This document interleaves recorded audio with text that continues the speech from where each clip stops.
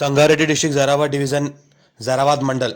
ఇది మనకి NH65 Mumbai highway ఇక్కడ నుంచి జస్ట్ మనకు ఒక 5 కిలోమీటర్ డిస్టెన్స్లో మనకి ఏంటంటే మనకు 1 acre 27 గుంటం మ్యాంగో ఫామ్ హౌస్ సేల్కి వచ్చింది.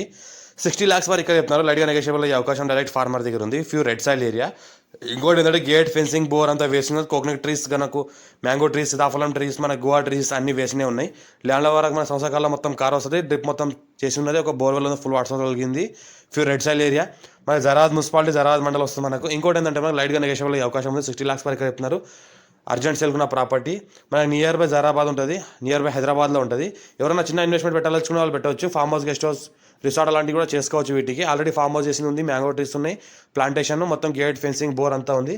చిన్న స్విమ్మింగ్ పూల్ కట్టేసుకొని రూమ్ కూడా కట్టేసుకుంటే మంచి గెస్ట్ హౌస్లో తయారవుతుంది. ఎలక్ట్రిసిటీ కూడా ఉంది. ఒక సింగిల్ ట్రాన్స్ఫార్మర్ కూడా ఉంది. 3 phase ట్రాన్స్ఫార్మర్ కూడా ఉంది.